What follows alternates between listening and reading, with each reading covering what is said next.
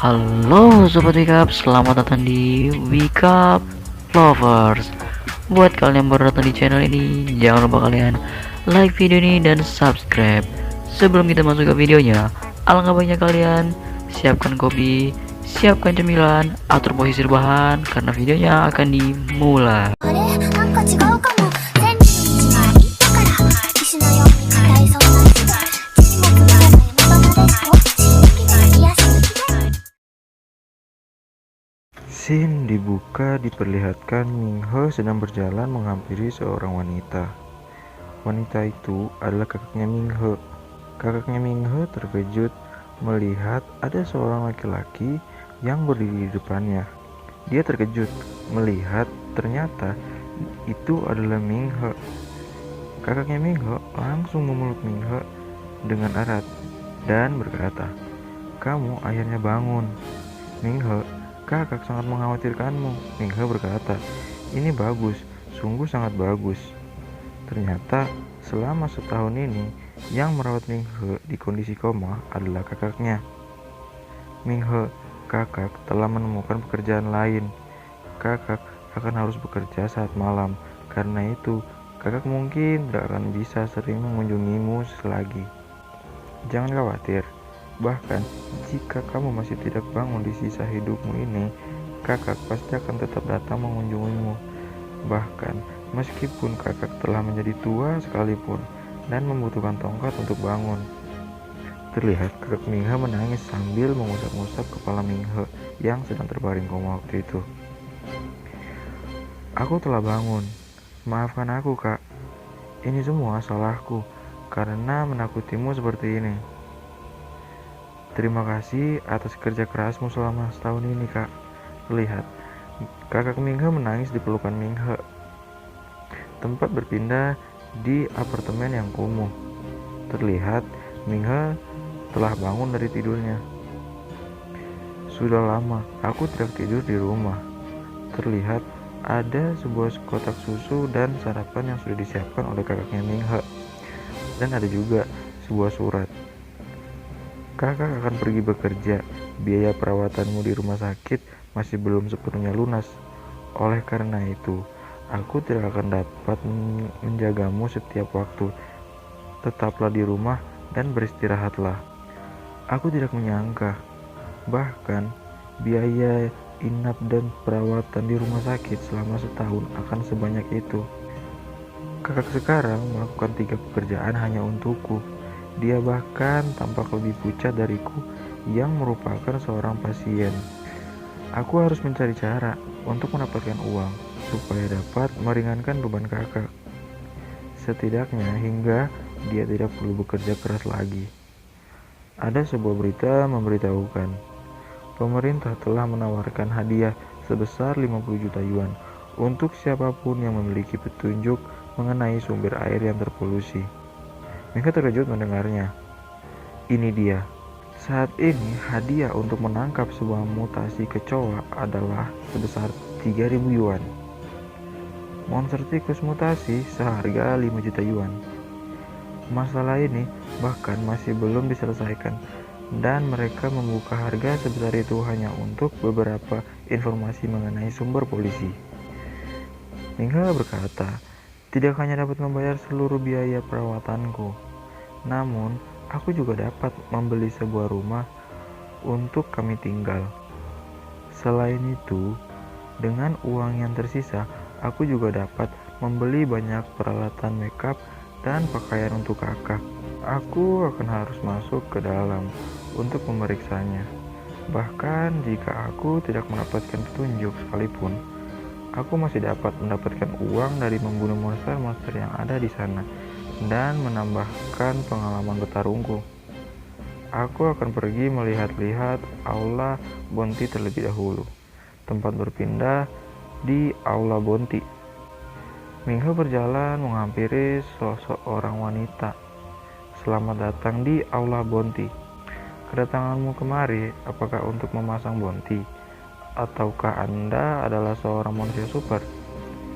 Minghe berkata, "Ya, aku adalah manusia super." Wanita itu bertanya, "Apa rankmu?" Kami akan memberimu misi berdasarkan rank Anda. Aku ingin membunuh beberapa kecoa mutan untuk mendapatkan hadiahnya. Kalau boleh tahu, harus setinggi apakah rankku untuk melakukan hal tersebut? Jika kamu ingin mengetahui rankmu dan menjadi seorang manusia super tingkat Starlight, maka kamu akan harus melalui proses pemeriksaan yang sangat rumit. Baiklah, tolong antarkan aku ke lokasi pelatihan. Tempat berpindah ke lokasi pelatihan. Bolehkah aku bertanya mengenai kekuatan super apa yang kamu miliki? Tinju. Kalau begitu, lihat barang ini.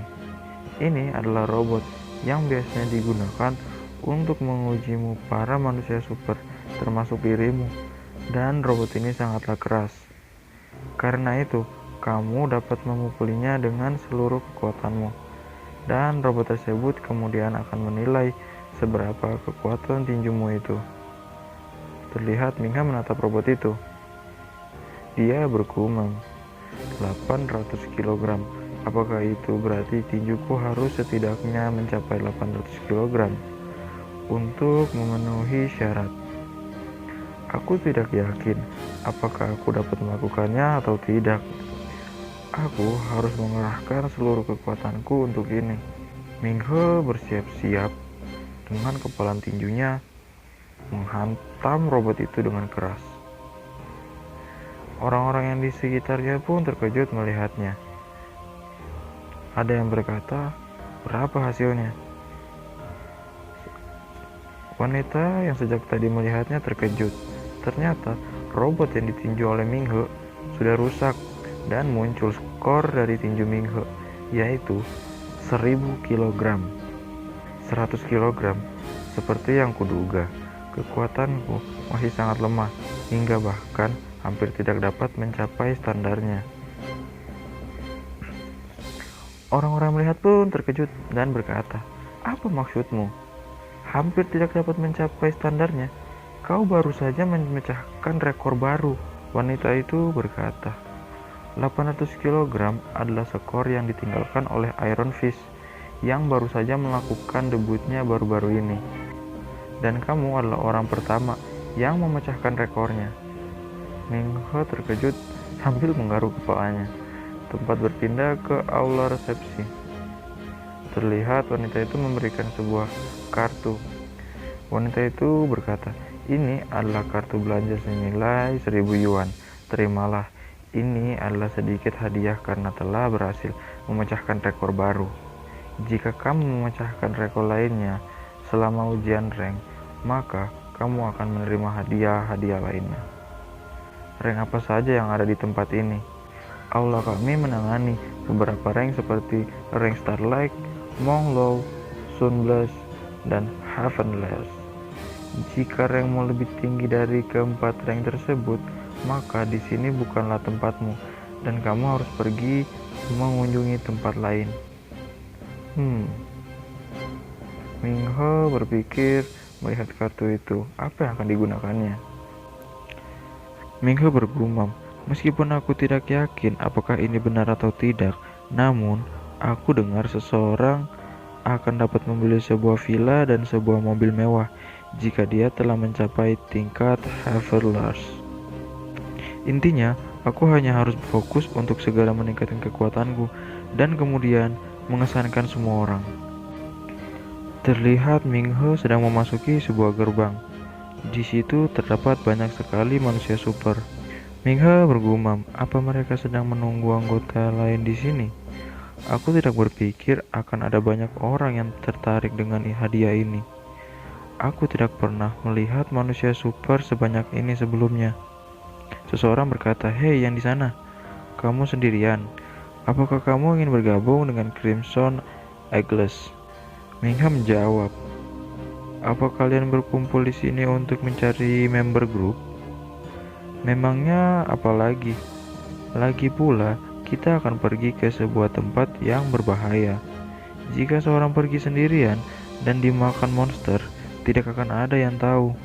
Orang tadi bernama Lau Kaishuan, rank Monglow. Lagian, pemerintah tidak mengizinkan para pengguna kemampuan di bawah peringkat Sumbes untuk masuk sendirian. Oh, kalau begitu baiklah. Apa rankmu? Tunjukkan pada kami rencanamu. Kamu hanya seorang peringkat Starlight magang. Maaf, grup kami tidak menerima pemula. Aku sarankan kau pulang dan berlatih sebanyak mungkin.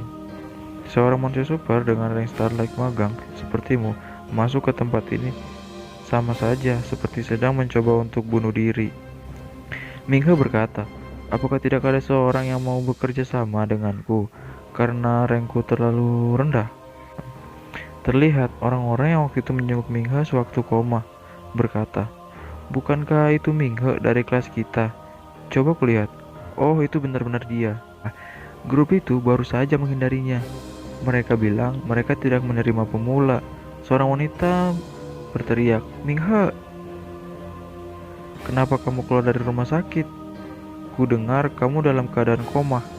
Minghe berkata, lama tidak bertemu semuanya. Seseorang berkata, kenapa kamu datang ke sini?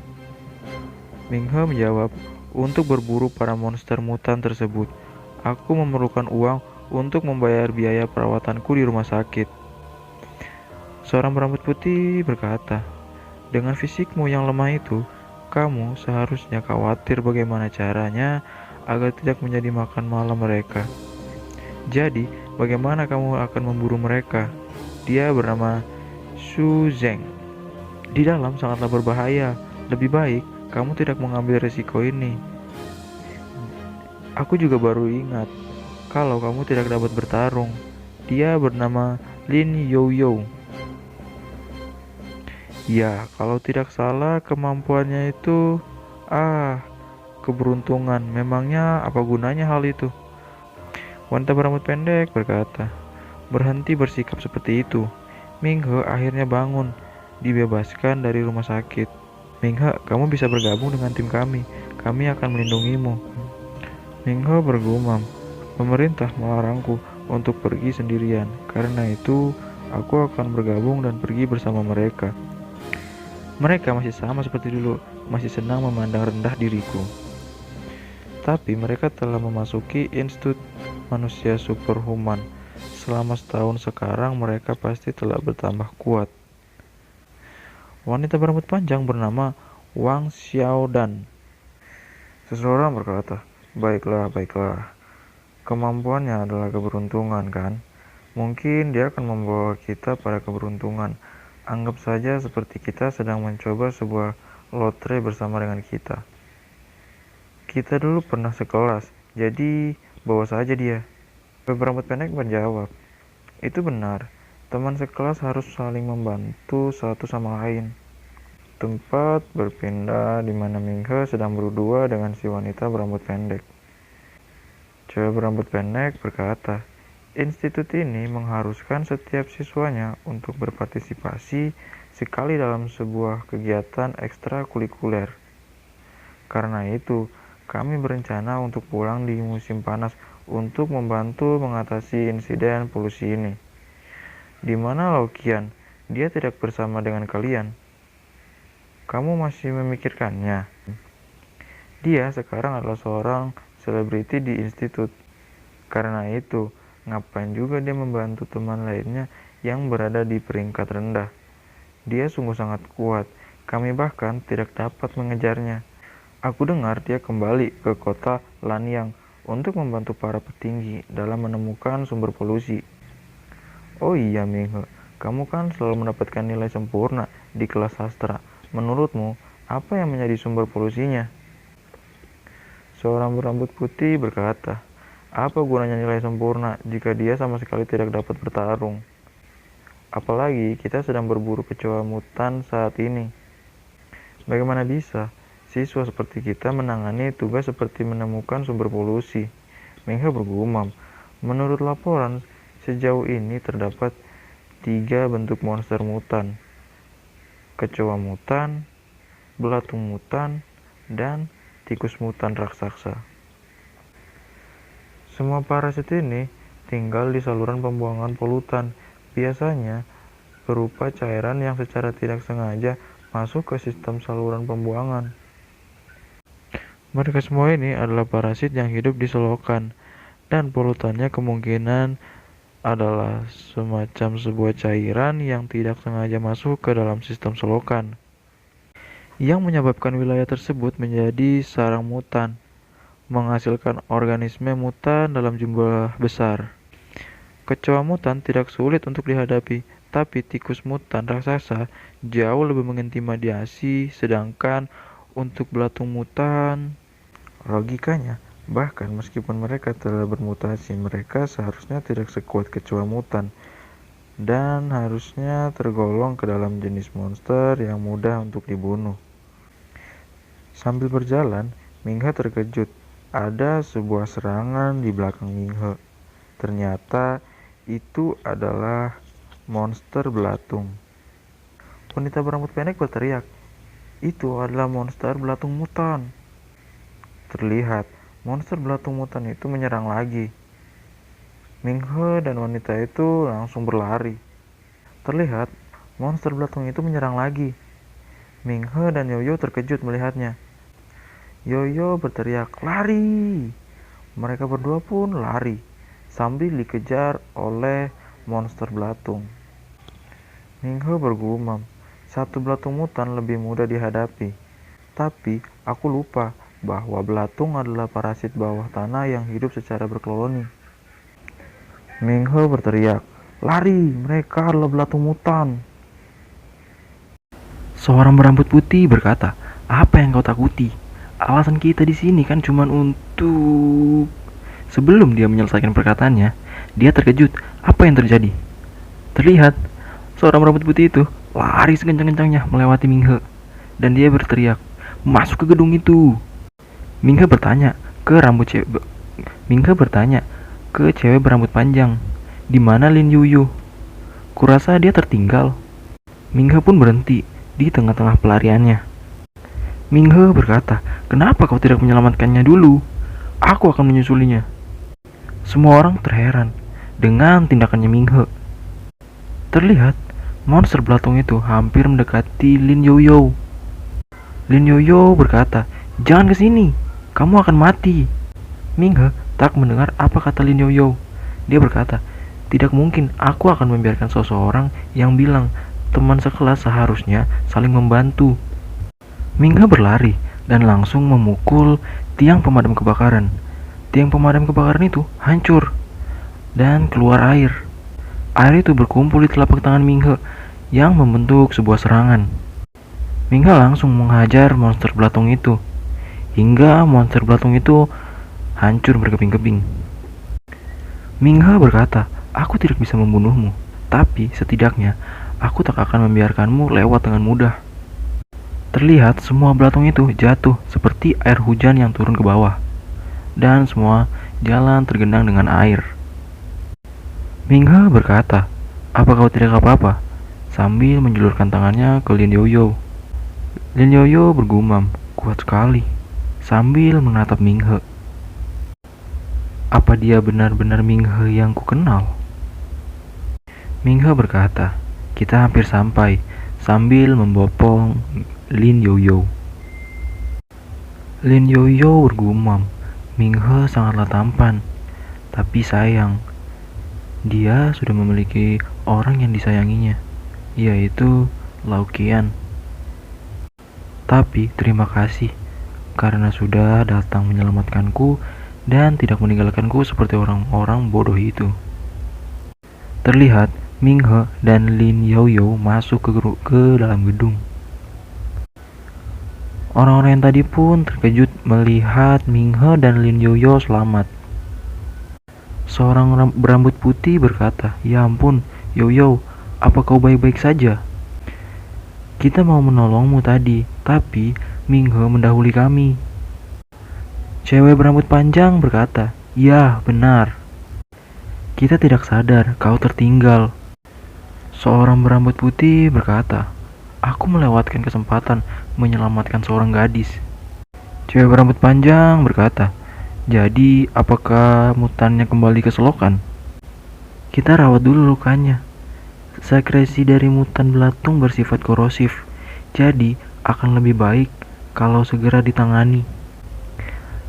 Lin Yoyo menjawab, ini hanyalah sedikit luka memar.